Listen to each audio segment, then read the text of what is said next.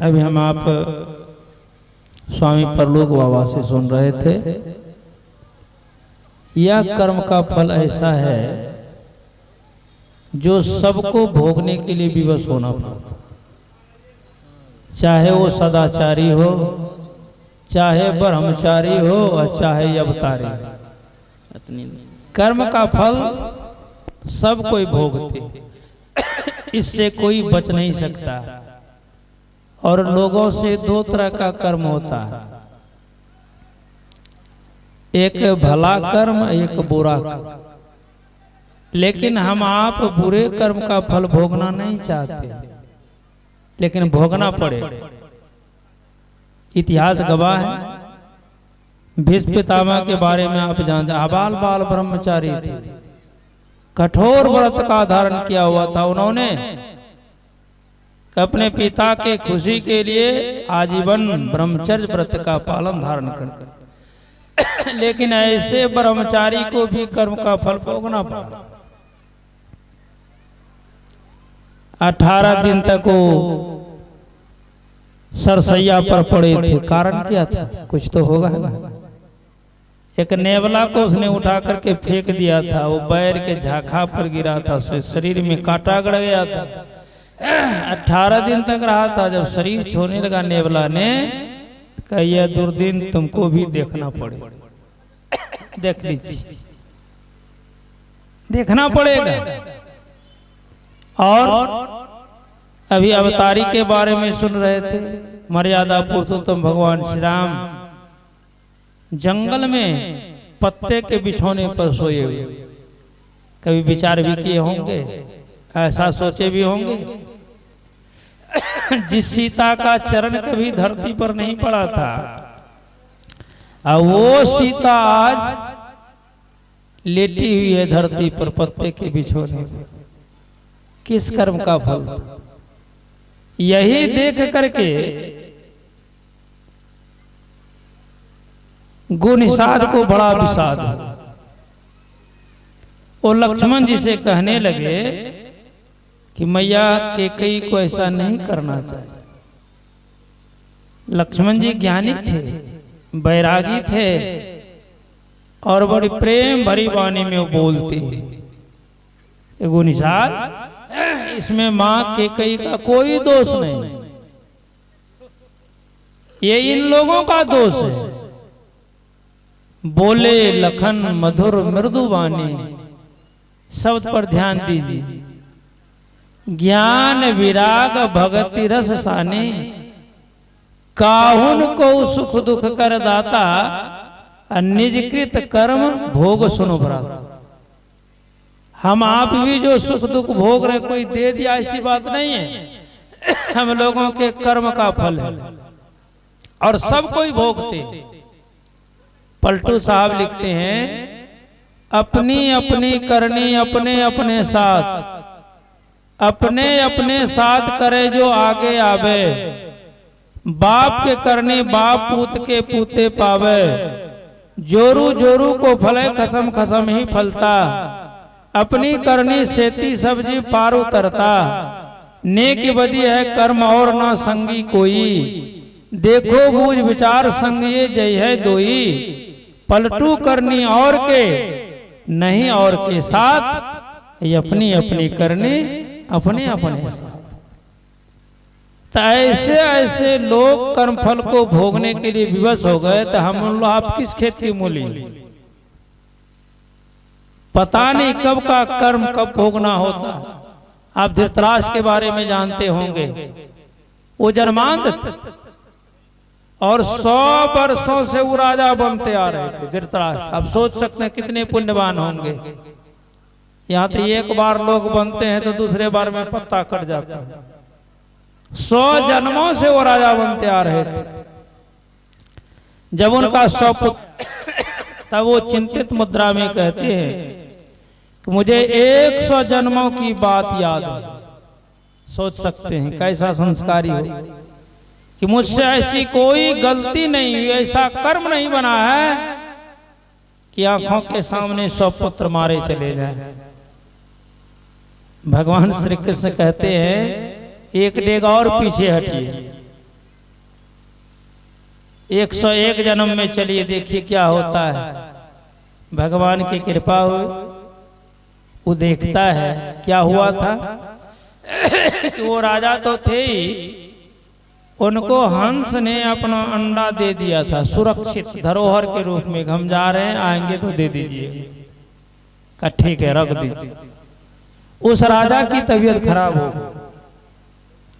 वैद्य ने कहा इस दवाई के साथ यदि हंस के अंडे खाए जाए अनुपान में तब बीमारी ठीक हो सकती है। राजा से निवेदन किया कि महाराज हम लोगों के यहाँ धरोहर के रूप में हंस का अंडा है, उसी के साथ दवाई खाई जाए। राजा ने कहा नहीं, मैं इस क्षणभंगुर जीवन के लिए धरोहर को समाप्त नहीं करना चाहता। हम क्या उनको जवाब देंगे, नकार दिया।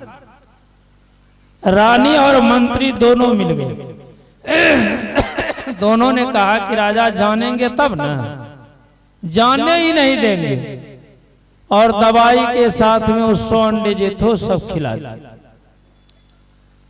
जब हंस और हंसनी आई, कहा महाराज मेरा धरोहर दिया जाए।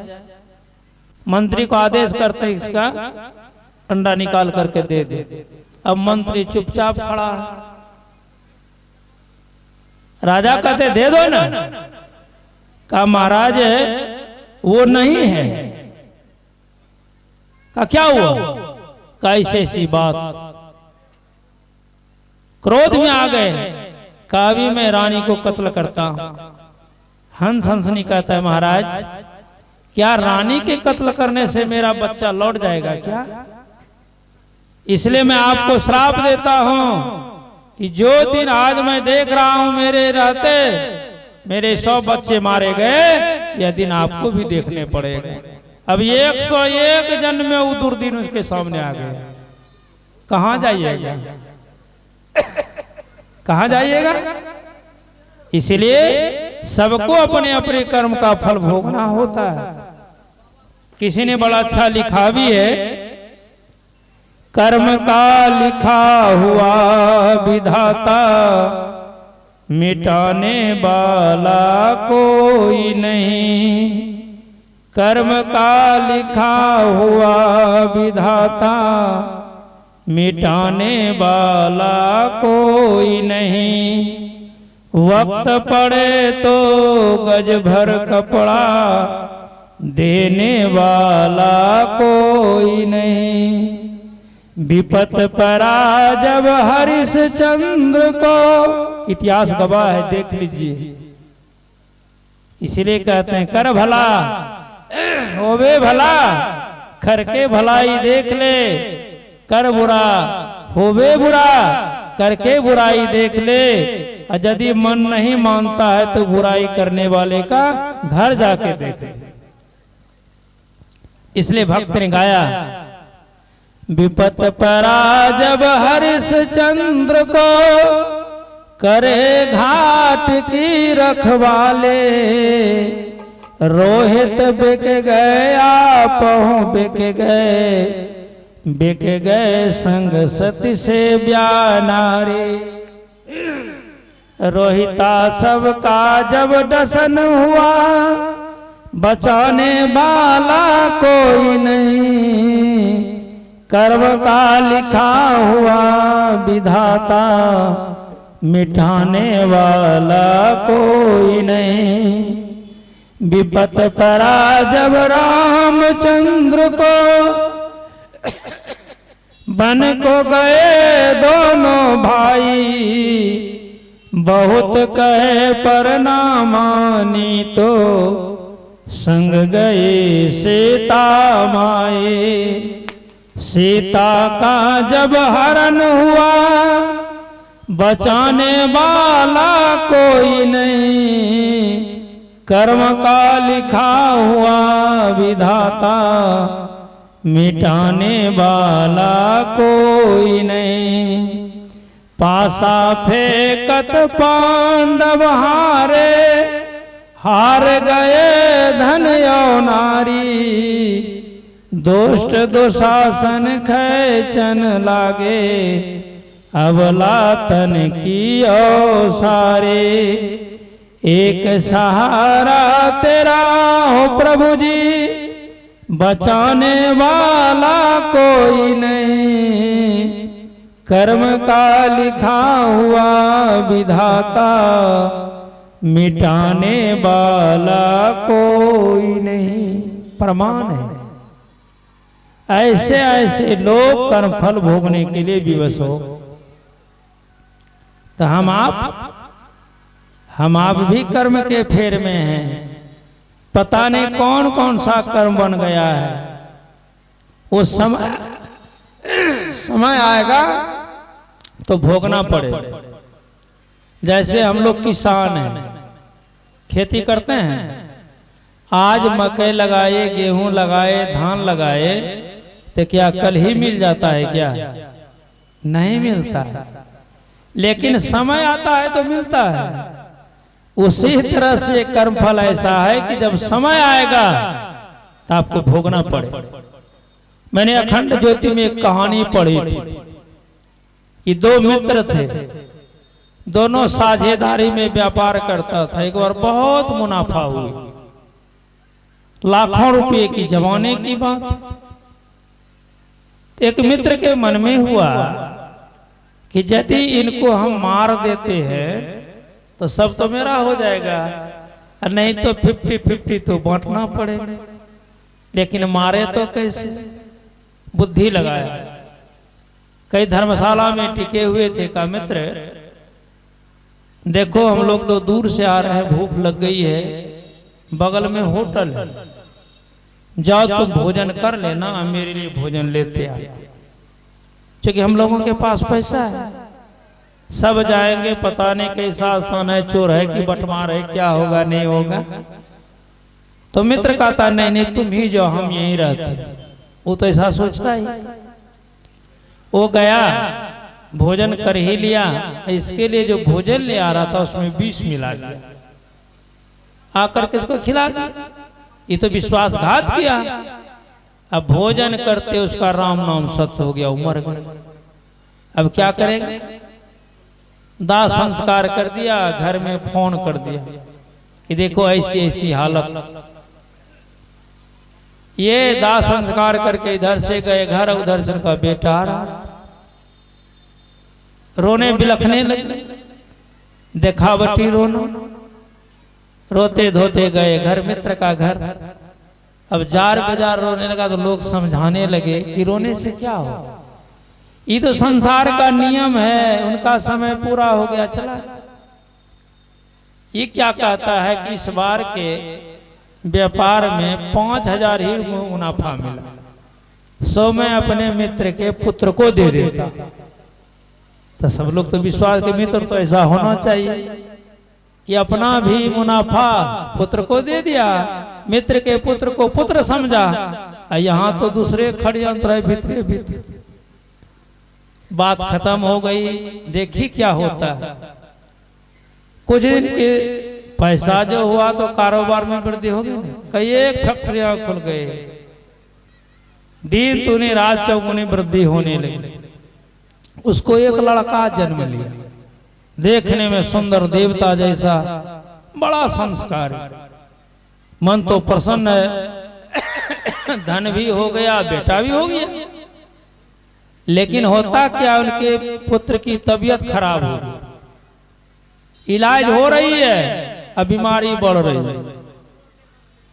बढ़ते बढ़ते फौरन चला गया। यहां से कर्मचारी लोग तो फ्री हो गए, आधा पैसा वहां भेजे, आधा इधर अपने जेब में डाले। कंपनी घाटा में चलने लगी। वहां से फोन करता है कि मालिक घाटा लग रहा है, का फैक्ट्री बेच दो। पुत्र में तो लोग कुछ भी कर सकते। सारी फैक्ट्रियां बिक गई, सब संपत्ति समाप्त हो गई, और अंत में डॉक्टर ने जवाब भी दे दिया कि जाइए, अभी लड़का बचने वाला नहीं। उदास होकर के लौट गया। अपने घर में आए तो सब लोग मिलने जुलने के लिए जाने लगे। दुख की बात है। एक दिन क्या होता है, दोपहर में बेटा के पास वो आदमी बैठ करके माथा पर हाथ रख करके सोच रहा। और तब तक में वो लड़का हंस दिया। वो लड़का कहता है कि हमको आप पहचाने? कहा क्या पहचानेंगे, तू मेरा बेटा है तो पहचानेंगे क्या? कहा मैं आपका बेटा नहीं हूं, मैं आपका वो मित्र हूं जिसको आपने पैजन खिला करके भोजन में मार दिया। मेरा सब पैसा वसूल हो गया। 50,000 मारे थे ना, 5,000 तो दे दिए थे, 45,000 था ना, सूद सहित सब खत्म हो गया। अब मेरा 600 रुपया मात्र बचा हुआ है। अब मैं इस शरीर को त्याग करता हूँ और श्राद्ध में 600 खर्चा होगा, कर दीजिएगा आपको भी छुट्टी।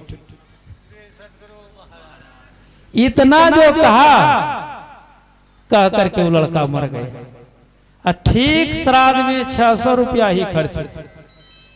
इतना उनको बैराग चढ़ा, इतना बैराग चढ़ा कि जो भी अपनी जमीन जायदाद घर द्वार सब दान करके, और अभी वो अयोध्या में बाबाजी बन करके है, सन्यासी बन करके है। तो देख लीजिए, आप सोचते हैं कि हम छिप करके कर्म करेंगे ना, तो कौन देखेगा? नहीं देखेगा। पाप और पारा को कोई छिपा नहीं सकता, वो शरीर फोड़ करके निकल जाएगा। उसी तरह संत महात्मा लोग कहते हैं कि कर्म का फल ऐसा है कि जो आपको भुगतना ही पड़ेगा। कब तक? जब तक आप कर्मंडल में रहेंगे। कर्मंडल से ऊपर चले जाएंगे, कर्म फल भुगतना नहीं पड़ेगा। अब कर्मंडल कहां तक है?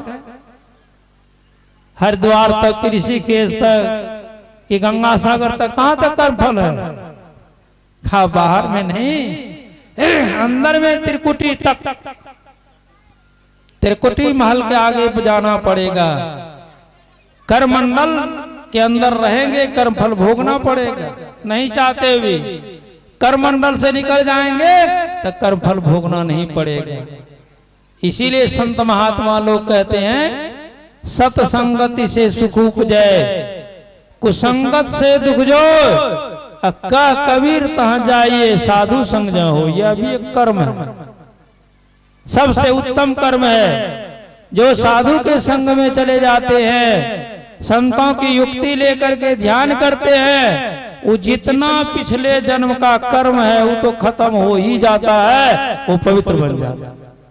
चूंकि उपनिषदकार लिखते हैं, यदि शैल समं पापं विस्तीर्णं बहुयोजनम विद्यते ध्यान योगे न नान्यो वेद कदाचन। कई योजन तक पहाड़ के समान फैला पाप हो तो वह भी ध्यान योग से नष्ट हो जाता है। कर्म फल और किसी तरह से नष्ट नहीं होगा। आप सोचेंगे हम दान कर लेंगे, पुण्य कर लेंगे, जप कर लेंगे, जाजन कर लेंगे, कर्म फल खत्म नहीं होता है। कर्म फल खत्म होता है ध्यान करने से। ध्यान करेंगे कर्मंडल से ऊपर उठ जाएंगे। तो 1-2 दिन ध्यान करने से होगा? नहीं होगा, रोज ध्यान करना पड़ेगा। इसलिए गुरु महाराज लिखते हैं, ध्यानाभ्यास करो सद सद ही चातक दृष्टि बनाई हो, लखत लखत छवि बिंदु प्रभु की ज्योति मंडल रचदाई हो। अभी सुमन बाबा के भजन में सुन रहे थे, परमाराध्य सतगुरु महाराज की वाणी, गंग जमुन सरस्वती संगम पर संध्या करो नीत भाई। अब गंग जमुन सरस्वती का संगम कहाँ है? चले जाइए इलाहाबाद। केवल इलाहाबाद में है कि हम लोगों के शरीर में भी है। तीनों का संगम है, जिसको अपनी सरकार इस तरह से लिखते हैं, इरा भगवती गंगा पिंगला यमुना नदी, इरा पिंगलोर मध्य सुष्मना च सरस्वती त्रिवेणी संगमो यत्र तीर्थराजा स उच्यते तत्र स्नानं प्रकुर्वित सर्पापे परमुच्यते। लेकिन उस तीर्थ का पता ही नहीं, उसका ज्ञान ही नहीं है। इसलिए वो ज्ञान संत महापुरुष बतलाते हैं, जब तक उनके शरण में नहीं जाएंगे तब तक ये काम नहीं होगा। इसलिए गुरु महाराज ने लिखने की कृपा की, गुरु की भक्ति साधु की सेवा बिनु नहीं कछो पाई हो, याते भजो गुरु गुरु निधि रहो चरण लौलाई हो। गुरु की भक्ति क्या है? यही जो गुरु युक्ति दिए हैं, ये गुरु की भक्ति है। इस युक्ति के मुताबिक अंदर में आप साधन करेंगे, अपने करमंडल से ऊपर उठ जाएंगे। इसके लिए सद सद ही कहते हैं, रोज ध्यानाभ्यास कीजिए, निष्ठा से कीजिए। देखते देखते अंदर में वो परमात्मा की छवि विभूति का पान करेंगे, और जैसे वो मिलेगा अंधकार मंडल खत्म हो जाए। अंधकार मंडल में सारा पाप का खेल होता है, कर्म बनता है, इसलिए अंधकार मंडल से निकल जाएंगे, काम बन जाए। ज्योति मंडल दसदाई हो, प्रकाश मंडल में चले जाएंगे। प्रकाश मंडल को ज्ञानालोक कहा गया है, वह ज्ञान होता है, लेकिन वहां से और आगे बढ़ना पड़ता है। तो आगे बढ़ने के लिए क्या करना पड़ेगा? आगे के लिए संबल क्या है? प्रकाश में तो रास्ता दिखता है, वो संबल है शब्द मंडल। शब्द के सहारे आप जाएंगे, राम नाम ध्वनि शब्द सारा शब्द के अंदर से आई हो, तादुन भजत मिलो प्रभु से निज आवागमन नसाई हो, काम बनेगा। पजपा श्री मंच की ओर आ रहे हैं, हम लोग उठ करके स्वागत करें। बोलिए श्री सदगुरु महाराज की जय।